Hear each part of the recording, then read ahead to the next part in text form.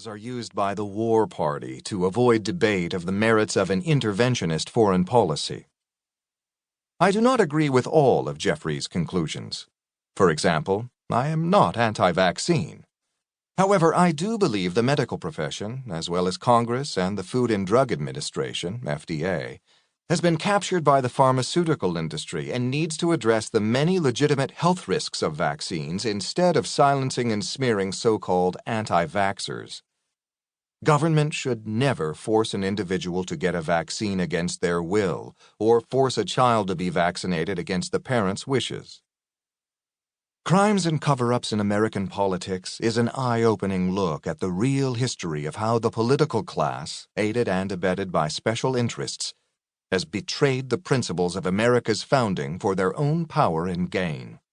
I can't imagine anyone reading this book and not wanting to join the ongoing peaceful revolution to restore individual liberty, free markets, and a foreign policy of peace, friendship, and trade with all. Introduction. I'm not a conspiracy theorist. I'm a conspiracy analyst. Gore Vidal.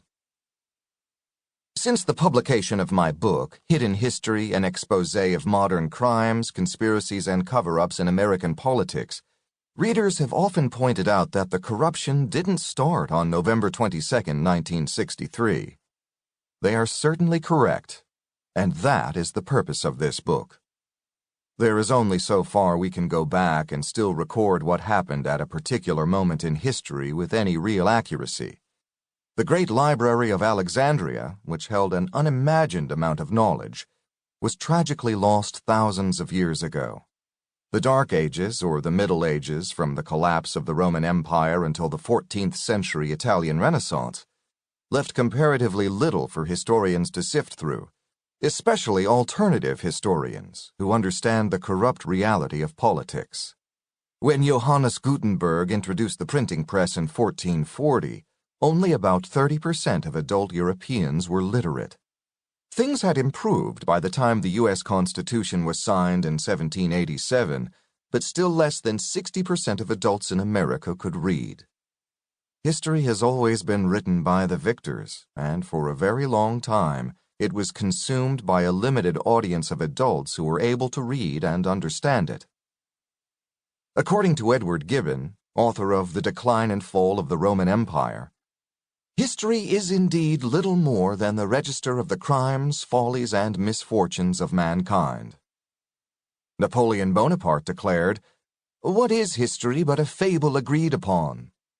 Leo Tolstoy said, "History would be a wonderful thing if only it were true." "History will be kind to me," Winston Churchill quipped, "for I intend to write it." Henry Ford called history bunk. Mark Twain said, "The very ink with which history is written is merely fluid prejudice." Edward Bernays, certainly a conspirator if ever there was one, acknowledged that the conscious and intelligent manipulation of the organized habits and opinions of the public, this unseen mechanism of society, constitute an invisible government, which is the true ruling power of our country. British Prime Minister Benjamin Disraeli famously disclosed, "For you see, the world is governed by very different personages from what is imagined by those who are not behind the scenes." U.S. Supreme Court Justice Felix Frankenfurter echoed these sentiments with, "The real rulers in Washington are invisible and exercise power from behind the scenes." Another person who certainly should have known, President Woodrow Wilson, once said, "There is a power so organized, so subtle, so complete, and so pervasive that they had better not speak above their breath when they speak in condemnation of it." Theodore Roosevelt, yet another knowledgeable insider, described a nearly identical phenomenon. "Behind the ostensible government sits enthroned an invisible government owing no allegiance and acknowledging no responsibility to the people." Teddy's cousin Franklin Roosevelt would admit, "The real truth of the matter is, as you and I know, that a financial element in the large centers has owned the government of the U.S. since the days of Andrew Jackson." Even Bill Clinton reported, "There's a government inside the government." And